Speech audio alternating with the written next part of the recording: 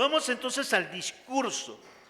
El discurso, recuerden, es la expresión de demostración, de evidencias, de un lenguaje suave, exigente, pero también que me invita a entender lo que el Señor quiere hablarme a mi corazón. Lamento que pues, luego lleguen tarde los mensajes, la nueva raza, bueno, pero el Evangelio según San Mateo, hoy nos toca trabajar acerca del cuarto discurso. Así se ha marcado en este plano, en esta planeación de trabajo. Y toman el capítulo número 18 de San Mateo. Nosotros no vamos a tomar los versículos 21 y 22 porque el discurso, el sermón, es sobre la iglesia, es sobre nosotros. Entonces vamos a recordar cuáles fueron los demás discursos, el discurso primero, el discurso segundo, el tercero, hoy es el cuarto y cuál va a ser el quinto. Entonces, vamos a leer la cita. No vamos a estar leyendo todo el capítulo porque ya nos llevaría un poco más de tiempo, pero vamos a ver cosas muy importantes, los puntos, la escalerita que nos va llevando una secuencia del mensaje. Antes de iniciar el texto, dice el capítulo número 18, ustedes tienen que citar Mateo 18, dice, ¿quién es el mayor? Y toma los primeros 5 versículos. Luego toma el concepto ocasiones de caer, también tiene unos textos hasta el 9, versículo 9. Luego toma el versículo 10 al versículo 14, parábola de la oveja perdida. De la parábola de la oveja perdida habla el siguiente asunto, cómo se debe perdonar al hermano. Ese es también parte de ese escalón de enseñanza. Y luego viene el perdón con los 2 deudores. Entonces, son temas que, hermanos, no se van a poder abarcar muy detalladamente, porque son temas, cada tema, de hecho, cada texto nos lleva a una muy hermosa presentación, pero vamos a hacer una condición de entendimiento. Ahora, también debemos de gozarnos en la lectura. ¿Qué me va a hablar el Señor? Sí me va a hablar a mí con todo garrote y camorra y todo cinturonazo, porque también es para mi enseñanza bíblica. También cómo estoy yo. Entonces, el versículo que vamos a tomar nosotros como base de esta enseñanza es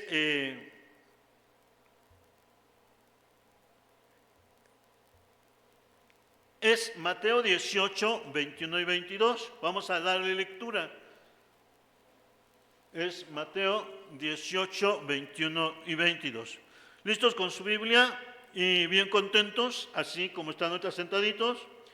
Nos dice la bendita palabra del Señor, Mateo 18, 21 al 22. Dice así la palabra del Señor.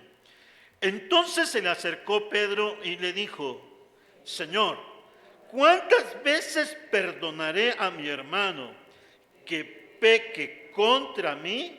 ¿Hasta 7? Jesús le dijo, no te digo hasta 7, sino aún hasta 70 veces 7. Ahí ustedes deben de anotar en su hojita. Dentro de nuestra presentación bíblica encontramos nuevamente el texto, pero ahí observen, perdonar 70 veces 7. Saquen la multiplicación, por favor, los matemáticos, y nos daría, quítale una cifra nada más al 70, 7 por 7, 49, aumentenle un 0, ¿serían cuánto?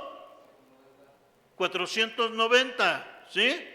Pero no es que 490 vas a perdonar, sino se está refiriendo que el perdón es por siempre, ¿correcto?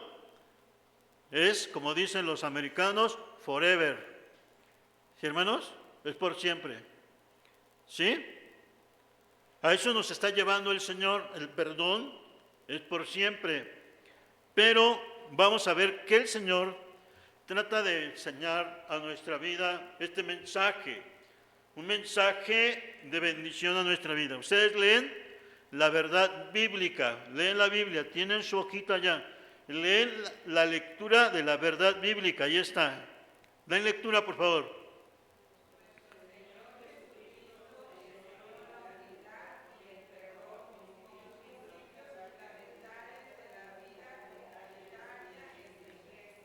Muy bien. Todos unidos, observen bien que el Señor Jesucristo enseñó la humildad. Entonces vamos a necesitar, el Señor enseñó la humildad.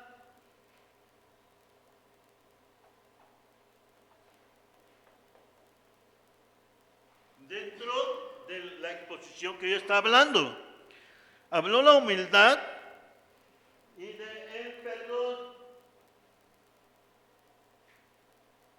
Vayan anotando, Entonces, palabra clave dentro de la verdad bíblica, como iglesia me está diciendo humildad y perdón. Vamos a observar que también nos dice, son principios fundamentales dentro de la vida comunitaria en su iglesia. O sea, nos está llevando a nosotros porque dentro de una comunidad y dentro de la familia también debe de haber humildad y perdón. El perdón y la humildad van muy ligados a nuestra realidad cristiana. También debemos ser pacientes unos con otros. Una comunidad también es una familia. Una familia no puede estar viviendo en soberbia y no puede vivir si no hay perdón.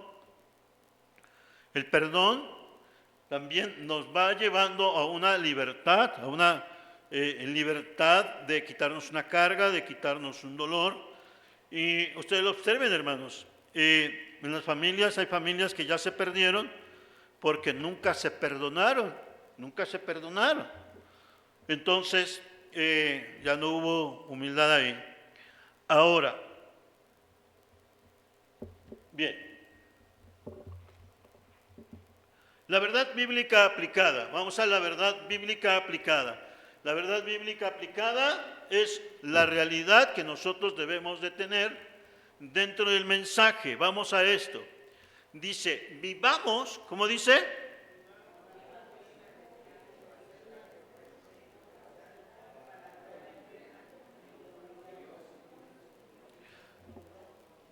Okay, muy bien. Si me pueden elevar más su voz, por favor. Ahora dice, la verdad bíblica aplicada, ¿la repiten otra vez?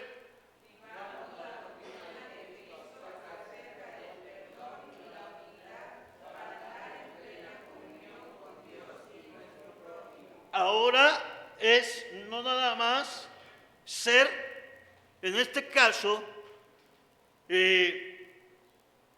nada más oidores, sino te está llegando a la aplicación. Vivamos, vivamos. Entonces, la humildad y el perdón se tiene que vivir. ¿Correcto? ¿Con quién? ¿Con quién? Con mi prójimo.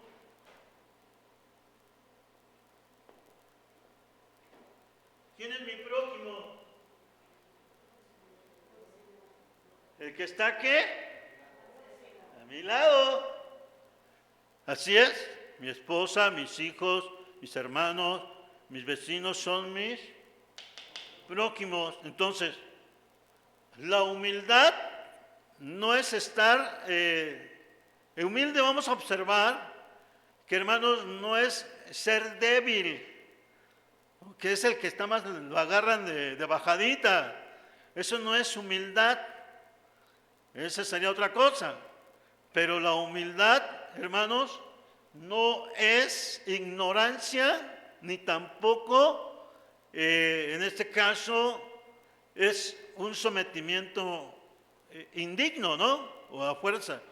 La humildad nos va a llevar a un razonamiento de entendimiento, de transparencia, de claridad, de verdad y de respeto.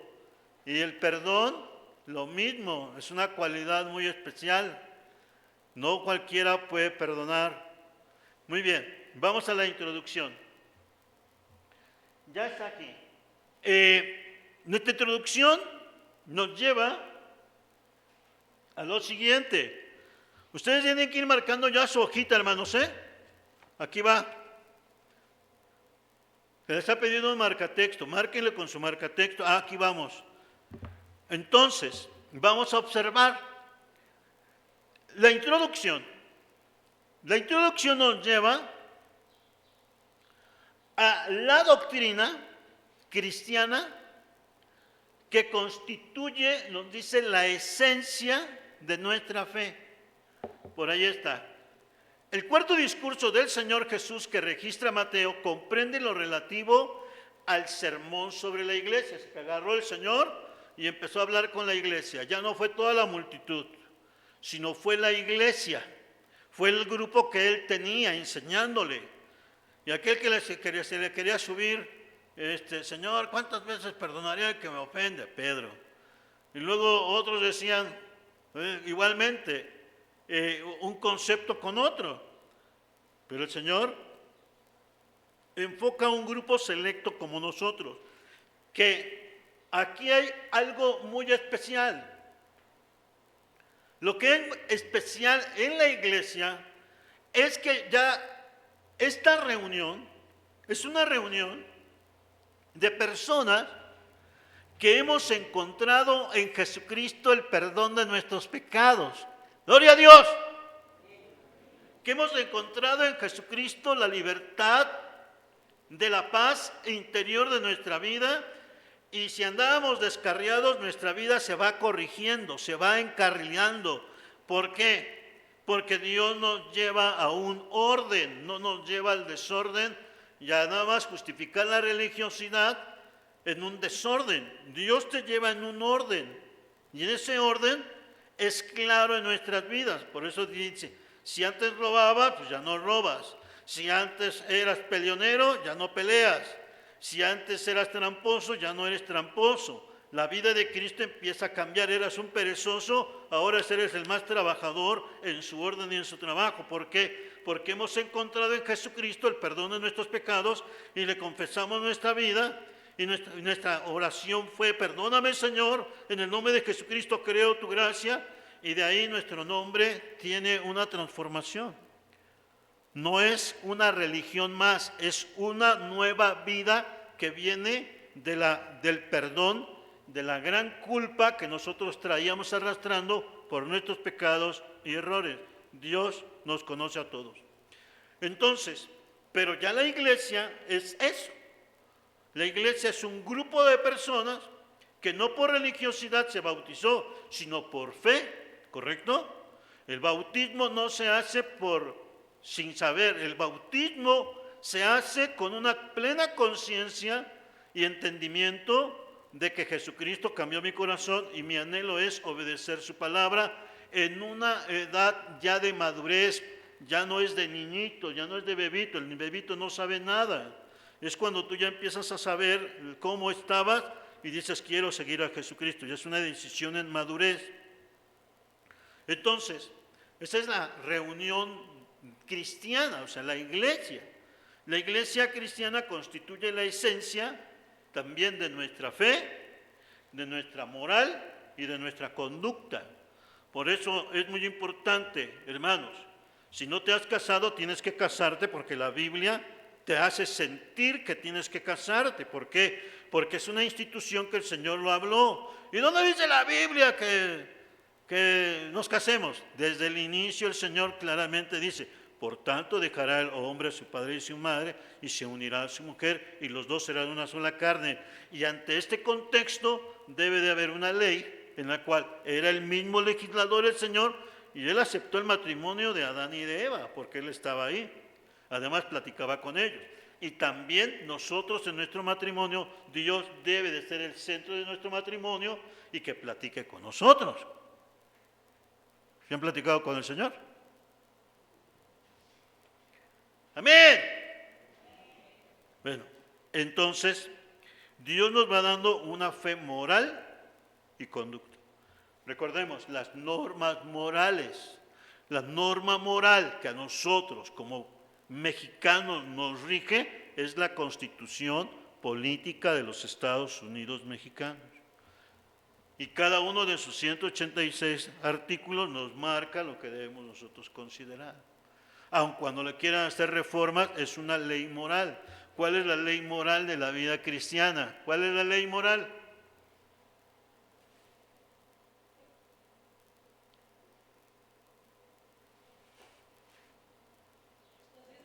Exactamente. Ahí está. ¿Cuál es la ley moral? Pues con qué ganas me lo dices. ¿Qué es la ley moral? Los 10 mandamientos. Y de ahí viene lo demás. ¿Correcto, hermano? Hay netamente más, si vamos a la ley de Moisés, hay más de 3,000 reglamentos que se tienen que cumplir. Así más. Y hay 300 promesas también del Señor. ¿Correcto? Entonces, viene la ley. Y también, por eso, no puede haber un pastor que predique la palabra y que sea un pastor pecador. Hoy vemos a mucha gente que dentro de sus tendencias o estilos pecaminosos de pecado están predicando. ¿Por qué sucede eso? Recuerden que hay varias condicionantes. Aquí dicen, no, pues que se venga todo el mundo, que se venga todo el mundo, con tendencias sexuales o heterosexuales o todo lo que quieran. Al fin Dios es amor, allí hay un tache. Y allá hay una falta completamente de respeto a la condición de la ley moral, porque el amor está sujetado a la ley moral, ¿correcto? Y por lo tanto, aunque yo quiera tener hombres y mujeres aquí detrás de mí, van a decir, este es un pecador y una persona lejos de Dios, porque la ley de Dios, el amor, también se sujeta a la justicia de Dios. ¿Cómo ven? Dios es amor.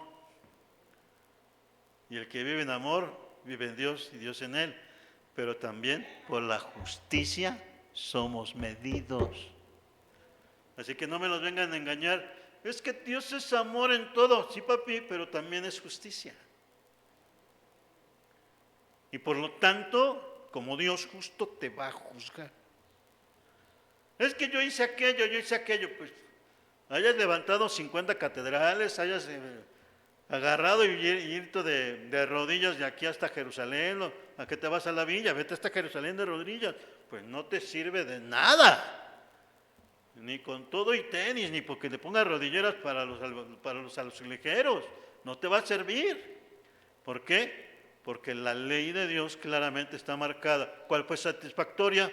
El sacrificio de su Hijo Jesucristo en la cruz del Calvario. Y por eso dijo, consumado es. Bien, eso somos nosotros. Por eso, hermanos, no nos engañemos. Entonces, cada uno de nosotros debe acercarse con la realidad de la palabra. No podemos, como cristianos, no voy a estar cargando una idolatría, sea física, mental o espiritual. Hemos hablado de la idolatría, porque hay idolatría espiritual, física y mental. Entonces, también no nos podemos desviar. La palabra del Señor claramente nos dice, no tendrás dioses ajenos delante de mí. Estos somos los cristianos. Los muchachos, nuestros hijos tienen un gran conflicto que no les enseñamos. Nos están preguntando, papá, mamá, ¿por qué siempre hay una pelea entre el cristiano y el catolicismo? No hay pelea, hijo, hay una falta de doctrina. nosotros creemos en el Señor Jesucristo como es nuestro único y suficiente Salvador. Ya a Él le obedecemos. Y por el otro lado, son las costumbres y tradiciones que mantienen a la persona aparentemente haciendo cosas buenas para ganarse el reino de los cielos. Y sin en cambio, pues nosotros creemos que Jesucristo conquistó el reino de los cielos, pues para nosotros en la cruz del Calvario. Sencillo, hermano, no es igual. ¿Se va entendiendo, hermanos? ¿Y por qué los niños tienen conflicto? Porque ustedes no les enseñan. Porque les tenemos que enseñar. Es bien sencillo. Tan sencillo. Una de nuestras hermanas le dijo cuando venía al camino, ella todavía estaba entre, me voy al templo católico, me voy al templo acá, le preguntó al sacerdote, oiga, sacerdote, yo estoy en un templo cristiano, ¿puedo seguir ahí? Quédate ahí. Casi le digo, ¿por qué me dice quédate ahí? ¿Por qué? Porque ellos conocen la verdad, pero no la dan a conocer. Se acaba el negocio, o se acaba la manipulación, porque la religión es muy manipulable. Yo aquí no les digo, hermanos, apréndanse en las libros de la Biblia para que sean salvos. Yo les digo, apréndanse en la Biblia para que tengan conocimiento, porque la salvación viene de Cristo. Bien, estamos ante esta condición. Bien, ya está la iglesia, moral y conducta. También tengo que ser en moral y conducta lo mismo. Hermanos, debemos ser ejemplo con los muchachos, animosos, bien contentos. Vamos con gozo a la casa del Señor. Hijos, vamos a orar. Cuando usted da ejemplo, por eso dice la Escritura en lo que es Génesis, Deuteronomio 6, y estas palabras las repetirás a tus hijos, repíteselas a tus hijos. Estando en todo momento, cuando te levantes, cuando te acuestes, cuando comas, cuando duermas, cuando estés en el trabajo, cuando estés donde quiera, allí se las vas a repetir. ¿Por qué? Porque es importante. Bien. Dentro de este llamado vamos al contexto. Ustedes tienen su hojita ahí marcada. Yo les puse una persona ahí que son ustedes que le tienen que enseñar a sus hijos el mensaje de Dios. Ustedes se los tienen que enseñar la conducta, la moral y la fe. Pero no es la fe ciega, es la fe de la doctrina, la enseñanza y la esperanza en Dios. Y que en esta hora, Señor, dame paz, dame entendimiento en tu palabra. Sí. Bien, vamos entonces. Hay un contexto. ¿Qué es el contexto? El contexto es todo el panorama que tratamos de observar de lo que estamos hablando nosotros como iglesia. La primera dice, a la luz de los evangelios, vamos al evangelio exclusivo que es San Mateo, luego al cuarto discurso, que en esta ocasión así se le está determinando, y vamos al capítulo 18. Yo le voy a encargar que en casa estén leyendo Mateo 18, regresando ahorita a su casa, ¿correcto? Y todo esto va enfocado a la doctrina cristiana. ¿Cuál es la doctrina cristiana? La enseñanza del Señor Jesús, que es lo que nos está dando a conocer en esta mañana, ¿correcto? Y en esta mañana nos da su paz. Bien, pero toda la palabra y toda la enseñanza, hermanos, no es nada más algo exclusivo y los eruditos la pueden determinar. No, hermanos. Nada más los más grandes elegidos pueden determinar la Biblia. No. La palabra del Señor no es de interpretación privada, es para todos nosotros. Gloria a Dios. Gloria a Dios. Solo léala. Solo tiene que leerla. Vamos a la Biblia. Segunda de Pedro 2:21 dice así. 1:21, segunda de Pedro 1:21, todos unidos. Porque nunca la profecía fue traída por voluntad humana, sino que los santos hombres de Dios hablaron siendo inspirados por el Espíritu Santo. Pero el versículo anterior nos dice, el 20, entendiendo primero que ninguna profecía de la Escritura es de interpretación privada. No nomás lo que yo quiero agarrar, sino no es privado. sino que es una palabra que es igual como un diamante o es como en este caso una fruta que la puedes ver a cualquier lado y también te goza el ver la fruta. ¿Cuántos ven las manzanas, hermanos? ¿Cuántos ven la manzana? ¿Les gusta ver la manzana? Usted ve que tiene una constitución. ¿Y cuánto les gusta la manzana? Hermanos, con gusto. ¿Cuánto les gusta la manzana? Imagínense si no hubiera manzanas. ¿Cuántos tienen higuitos en su casa? Hermana Mario, hermano. Hermana Car. Bien. Bueno, la fruta es para observarla y comérsela. ¿Les gusta el higo, hermanos? Amén. Pues hagan una verbalita de higo y se pone la del Puebla para que nos traiga unos bolillos y comemos mermelada de higo. Bien. Vuelvo a hacer este fue un ejemplo. El Señor permite que toda su enseñanza la podamos observar y disfrutar. Gloria a Dios. Y la entendamos y la demos a los demás. La palabra de Dios no es para agarrarnos a camorrazos ni a golpazos, sino es a fin de demostración de sencillez y claridad, no discutir. Bien. Pero también la Biblia no es extraña. La Biblia y la enseñanza nos habla de palabras, de enunciados, de verbos, de acciones. Y por lo tanto, este es el lenguaje. Nosotros tenemos, gracias a Dios, un lenguaje. Ustedes me pueden entender, yo los puedo entender. Y este lenguaje tiene una estructura, ¿correcto? La estructura viene desde el ABCD, el abecedario, en este caso las vocales, luego las consonantes.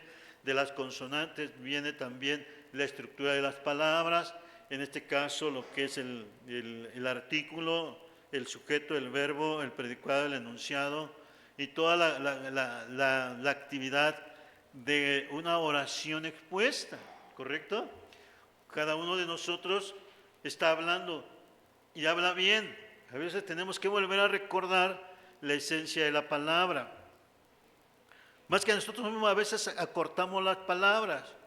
Por ejemplo, ustedes en su casa a veces acortan palabras, pero a veces las palabras acortadas nos causan un problema. Por ejemplo, voy a decir,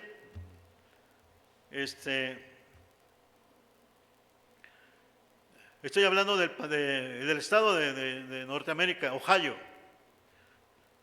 Y llego y le pregunto, ¿dónde se fue David? Se fue a Ohio. Y como el hermano Gabriel no entiende, y yo entiendo al revés, está en Ohio. ¿Están entendiendo? ¿Sí? Cuando las palabras son cortadas y mal informadas, yo les estoy diciendo, ustedes me dijeron, David se fue a Ohio, y yo entiendo mal. Y le digo, y por no quedarme atrás, le digo, pues ¿qué le hice yo? ¿Observaron? ¿Observaron? Las palabras entrecortadas, cuando las hacemos mal, empieza a haber errores en el lenguaje. Ustedes mismos también, cuando ya empieza a fallar en la auditiva, a veces entendemos otras palabras. Yo ya tengo un problema, y un problema de que he marcado ya años. Y a veces tengo que mejor más poner atención o escríbeme. Pero también las palabras dentro de ello, hermanos, yo lo que quiero llegar es que vamos a ver una palabra dentro del lenguaje muy especial, antes de llegar a los discursos. Vamos a la retroalimentación y recapitulación de los 5 discursos. El primer discurso fue en el Monte de los Olivos, no lo tienen ustedes. Ese fue el primer discurso, el Sermón del Monte. Luego el sermón misionero. Luego el sermón de las parábolas, también ya las tenemos. Hoy es el sermón de la iglesia, ¿correcto? Y el que viene es el sermón escatológico de profecía. Entonces ahora nos toca nada más tocar el sermón de la iglesia. Se observó el sermón del monte, el sermón misionero, el sermón de las parábolas, el sermón de la iglesia que hoy nos corresponde a nosotros. Pero bien, vamos a tener que hablar de una palabra, así como el verbo, el predicado, el sujeto. Vamos a tener que hablar qué es un quiasmo. Ahí se los puse. Porque él va a decir, ¿qué está hablándonos el hermano? El quiasmo, allí dice, es una figura retórica que consiste en o estructuras gramaticales de forma invertida. ¿Sí? A ver, espero que esto sea más entendido. El quiasmo, creando un patrón cruzado, como conocida estructura ABBA, es casi como amarra el hermano Pedro las varillas, ¿sí? De la A a la B le amarra, pero luego viene la inversa, cuando viene, en este caso, lo que hace, en este caso, los columpios o también los bastones. A ver, si todo es una estructura, ¿correcto? El A y B, y luego cómo regresa el otro, porque tanto hay una horizontal como hay una transversal, a modo que tú entiendas el mensaje, yo también lo entienda, ¿correcto? Entonces, a ver, esta condición se llama quiasmo, también tiene características muy especiales en el lenguaje. Hermanos, esta es una clase sencilla nada más, en la cual Dios nos permite entender la belleza del mensaje. ¿Por qué el Señor lo habla así? Ustedes tienen la información cuando hablamos, en este caso, del tipo y también de la parábola. Ustedes tenían la información, por eso se les dio su hojita. Y en este caso, ¿cuál era el símil? ¿Y cuál era la figura en este caso? Ahora, dice, su nombre proviene de la letra griega shi, que es una X, que tiene una forma de cruz o aspa.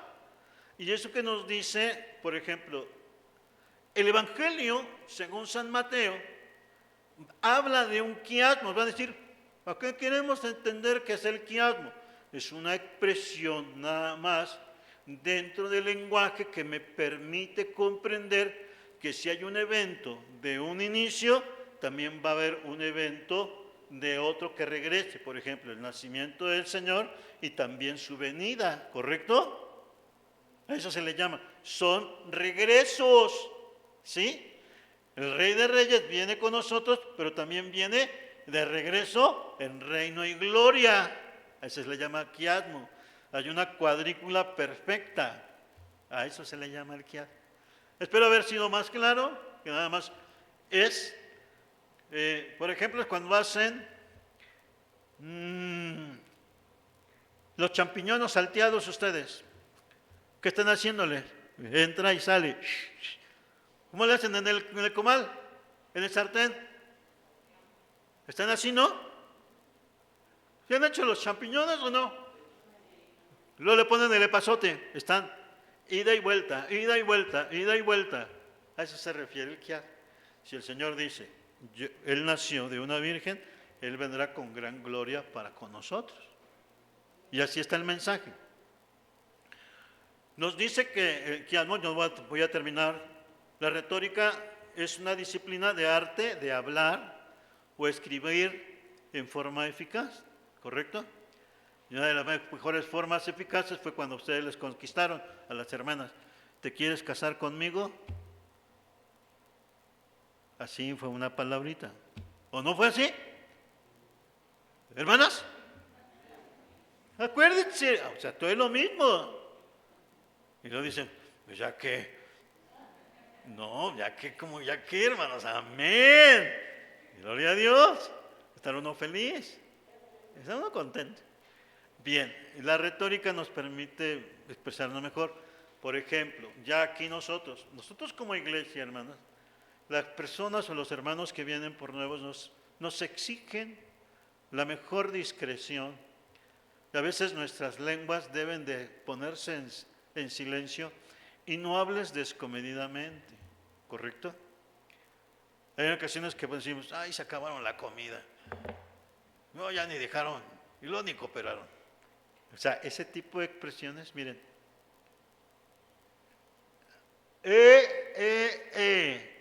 ¿Por qué? Porque hablamos de una conducta moral, de conducta y también de fe. ¿La vieron? Así que cuando estemos aquí, una vez me dijo una hermana bien contenta, hermano, prosperó el arroz, amén. Pero también siempre donde estábamos nosotros, yo les decía que coman los demás, si no alcanzamos nosotros, no hay problema, ¿sí? Con una idea. ¿Se entendió, hermanos? Pero jamás les dije, no, ya no dejaron nada. La conducta de moral de fe y además, Señor, pues amén. Yo, por ejemplo, yo ahorita ya me previne. Agarro y salgo y le digo a la hermana, yo ya me dio hambre, hermana Irma. ¿Y qué cree que fue a hacer? O sea, comerme mi botanita. Pero ustedes no se dieron cuenta. ¿Por qué? Porque vienes preparado, ¿correcto? ¿Sí? Sí, porque pues, el motor empieza a pedir alimento. Entonces, por eso hay que necesitar una colación o algo así. Bien, esta enseñanza es parte también de la belleza del lenguaje, hermanos, ¿correcto? Por eso nos decía la hermana Chávez, sí le dolió, lean, escudriñen, que nos motivemos, amén, me voy a aprender los libros de la Biblia, voy a aprenderme un texto. ¿Por qué? Porque es lo único que nos vamos a llevar cuando estemos muriendo, así de fácil. Hermanos, recuerden que nosotros tuvimos un accidente bien fuerte aquí en San Mateo, ahí en San Pedro. Y lo único que me acordé fue el Salmo 23, cuando ya estaba todo lo feo. Jehová es mi pastor, nada me falta.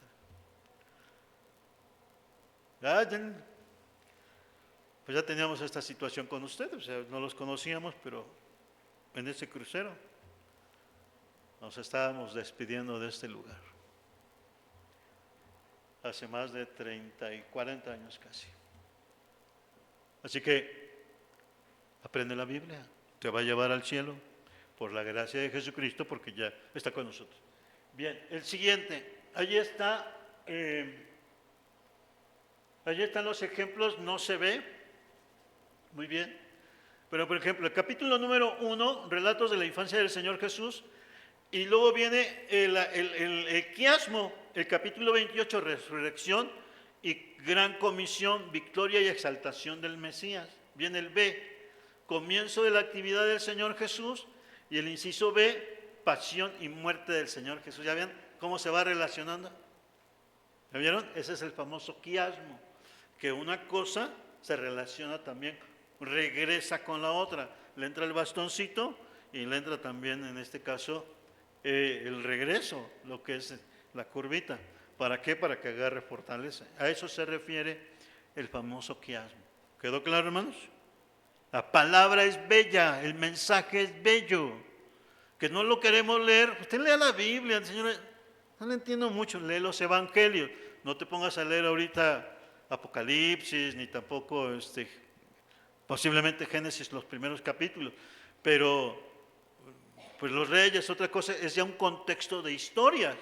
Pero usted lea el Nuevo Testamento y le va a hablar el Señor. Y ya que tenga más fortaleza, las cosas van a ser más especiales. Bien, pues es el resumen nada más de esta enseñanza para pasar a nuestro tema. Nuestro tema, hermano, va a seguir hasta las 5 de la tarde, ¿no es cierto? Nada más fue la introducción. La estructura de la quinaria. La estructura de la quinaria, ya hablamos del quiasmo, y se parecen mucho, y ahora la quinaria son elementos del lenguaje, amén. Amén, hermanos. Ahora, yo nada más voy a hablar. Aconteció cuando Jesús terminó estas palabras, el Señor habla con 5 textos, no los tienen. Dice Mateo 7:28. Y cuando terminó Jesús estas palabras, la gente se admiraba de su doctrina. 1. El siguiente. Cuando Jesús terminó de dar instrucciones a sus 12 discípulos, se fue de allí a enseñar y a predicar en las ciudades con ellos. 2. El 3. Aconteció que cuando terminó Jesús estas palabras, se fue de allí. Entonces, Jesús terminó estas palabras. Aconteció que cuando Jesús terminó estas palabras, se alejó de Galilea y se fue a las regiones de Judea, al otro lado del Jordán.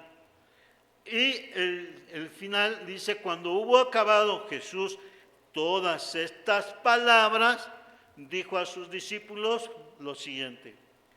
Estas 5 enseñanzas nos habla una situación inicial, un conflicto, un desarrollo, una resolución y una situación final. Y el mensaje es, y cuando terminó Jesús estas palabras. El mensaje de las palabras también nos llega a nuestro corazón. Hasta ahí le dejamos en ese asunto.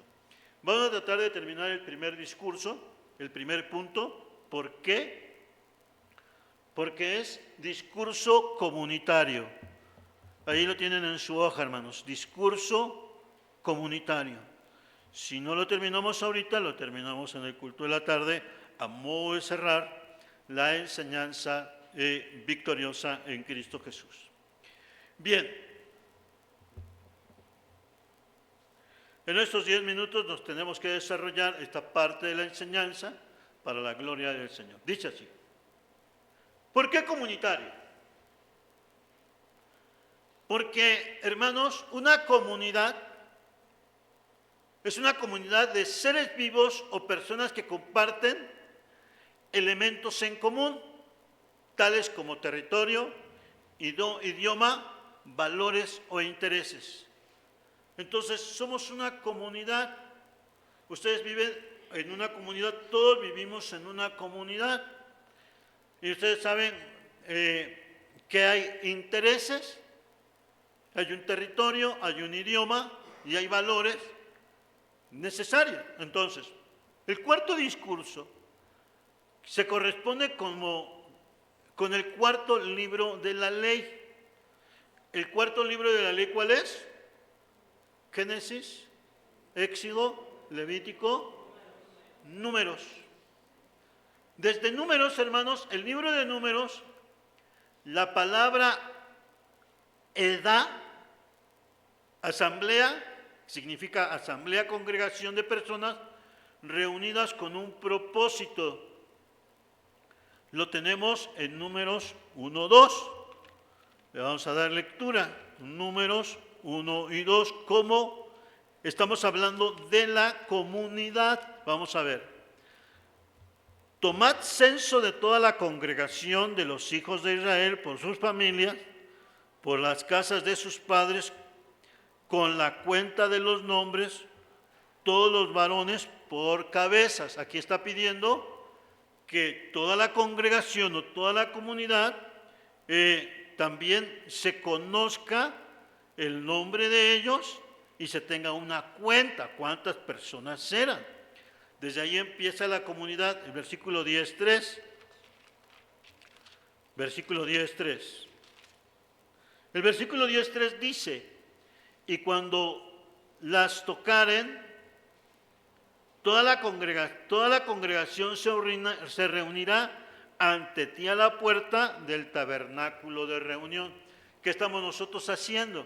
En esta hora el Espíritu de Dios los ha reunido para escuchar su palabra, para aprender de Dios la enseñanza bíblica, pero también aceptar al Señor en nuestro corazón. Pero desde los libros de los Números encontramos que también se marcaba, hermanos, que la congregación o la comunidad se acercaba con un propósito claro, un idioma, un territorio, un valor o un interés. Ahora, nosotros somos una iglesia constituida, gracias a Dios. En esta enseñanza del discurso comunitario, el Señor Jesucristo representa, como volvemos a ver, en este caso, como era la estructura del quiasmo, hermanos, Moisés pues fue un líder, pero ahora regresa el quiasmo dando a entender que también el Señor Jesucristo le da un significado, en este caso, del nuevo Moisés. O sea, claro, porque Moisés ya había muerto desde hace tiempo, pero el nuevo Moisés que establece la ley y los profetas es el Señor Jesucristo. Entonces, a veces decimos, es que ¿cómo regresó? Porque hay una pequeña expresión retórica o de lenguaje que nos permite comprender cómo viene y cómo regresa la enseñanza. Ahora, el Señor todo lo tiene bajo control. Jesucristo es el nuevo Moisés que inaugura una nueva comunidad en la que Él es el legislador, es el profeta y la máxima revelación de la voluntad divina. Amén, hermanos. Porque en Cristo se cumplió la ley y los profetas. Gloria a Dios. Y es al Señor que venimos a buscar. Y es que en esta hora nos quiere bendecir, nos quiere también hablar a nuestro corazón. Si vienes triste y cansado, viene y su presencia está con nosotros. Leemos Mateo 16, 18. Mateo 16, 18. Gracias a Dios que en su palabra nos lleva de enseñanza a enseñanza. Y dice así su palabra. Y yo también te digo que tú eres Pedro, y sobre esta roca edificaré mi iglesia, y las puertas del Hades no prevalecerán contra ella. Amén. Gloria a Dios. Pero ¿cuáles son las palabras? Volvemos al punto. No es que Pedro vaya a ser la roca de la iglesia, ya habíamos hablado mucho tiempo. ¿A qué se refiere el Señor? El Señor se refiere a la expresión de fe. Aquí va a estar, expresión de fe.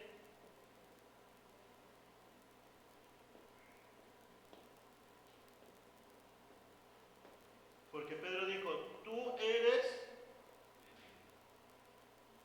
el Cristo, el Hijo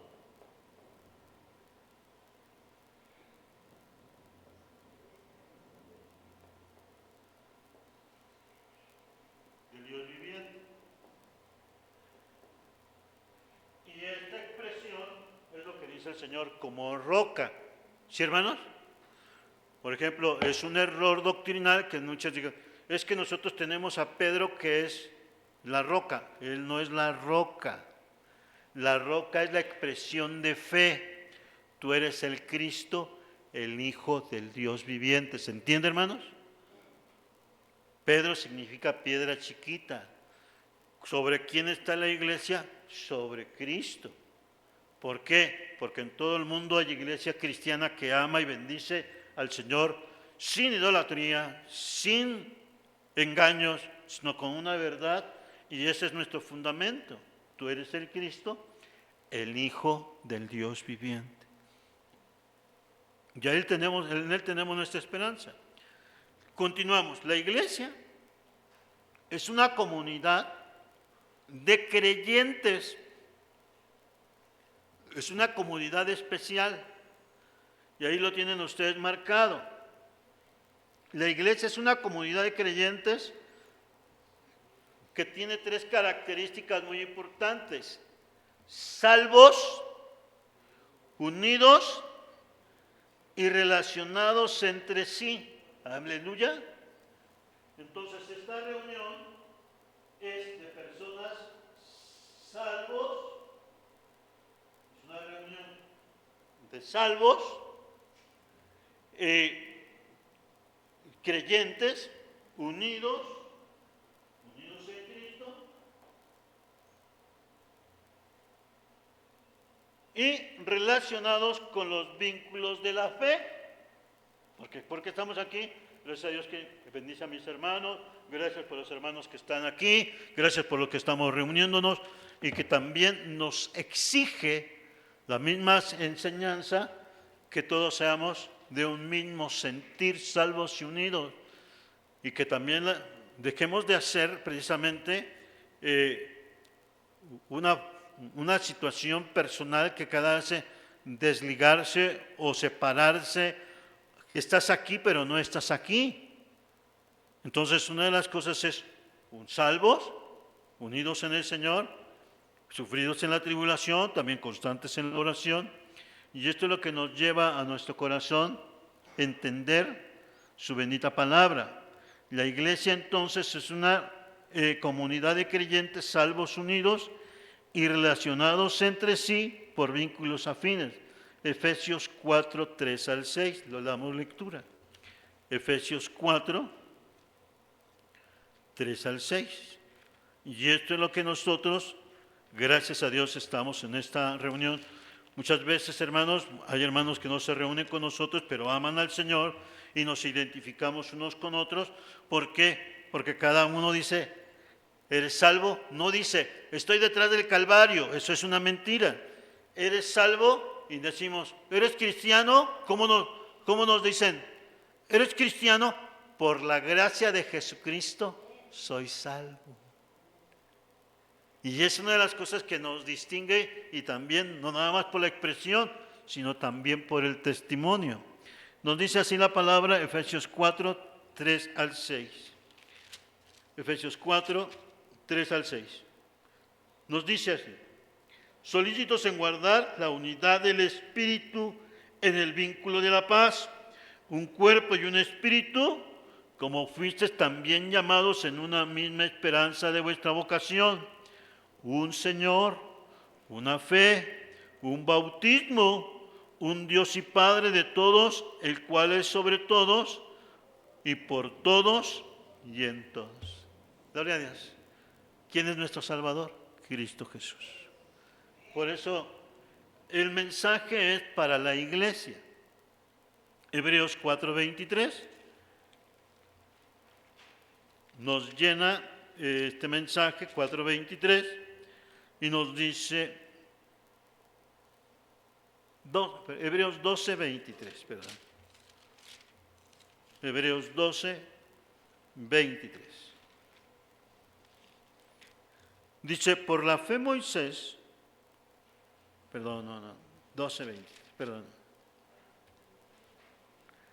A la congregación de los primogénitos que están inscritos en los cielos, a Dios el juez de todos, a los espíritus de los justos, hechos perfectos.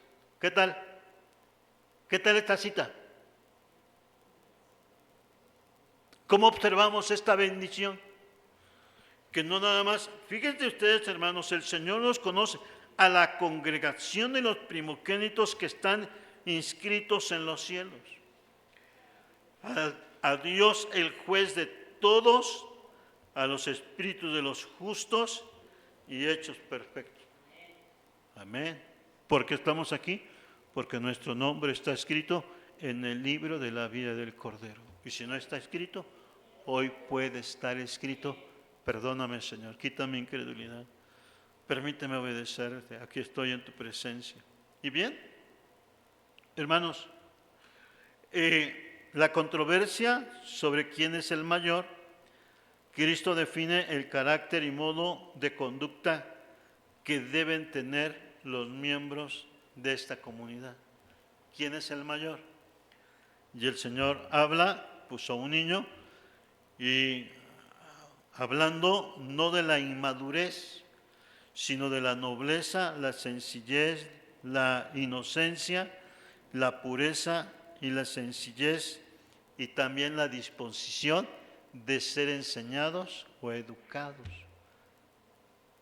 ¿Cómo está su nieto, hermana Mar? Tiene una disposición de aprender, de obedecer y de ser enseñado. ¿Qué nos refiere? Que un niño es así, y el Señor nos lleva a una enseñanza que como iglesia de Cristo debemos ser como niños, pero con respecto a lo que es pureza, inocencia, sencillez y disposición. La hermana trae su bebito, traes tu bebito, ¿verdad? ¿Cómo es tu niño, hija? Es atento, es limpio, es inocente, y lo que le vamos enseñando está dispuesto a aprender, ¿sí o no? ¿Tu niño? ¿Tú? Entonces, es lo que nos dice el Señor. En la fe es lo mismo. Señor, dame esa nobleza, dame esa inocencia, dame esa fe, esa sencillez con la cual yo voy a estar buscando de tu presencia. A eso se refiere el Señor. Dentro de la comunidad, ¿quién quiere ser mayor? El que sea sencillo, inocente, limpio y transparente, en la disposición de ser escogida para también aprender. Y eso es lo que el Señor nos llama. Hermanos, gracias a Dios por la enseñanza de esta parte de la escuela dominical, y que me lleva a entender lo siguiente, y que nos lleva a un mensaje personal. Tenemos todos una oportunidad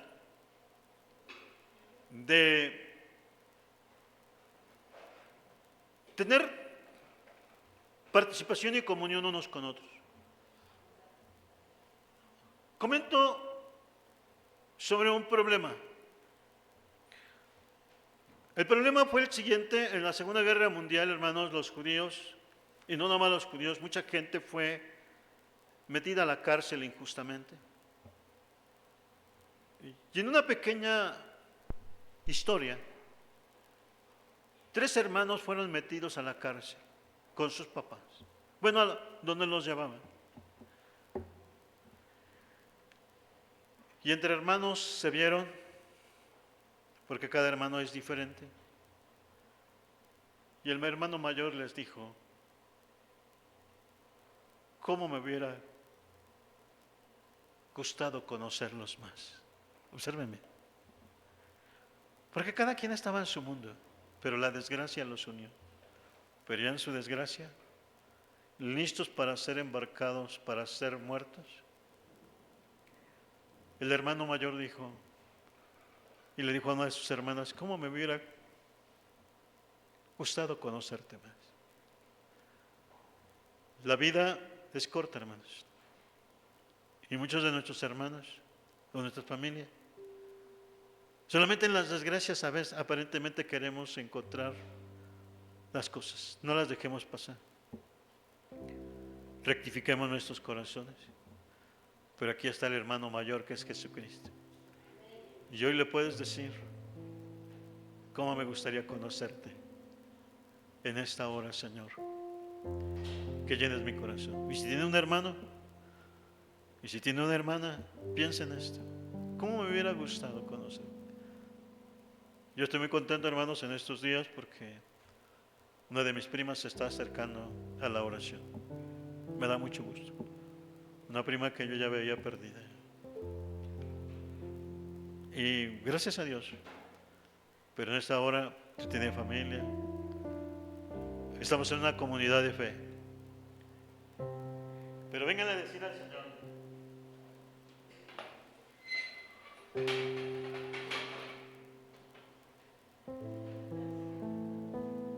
hermano, ¿cómo me gustaría conocerte?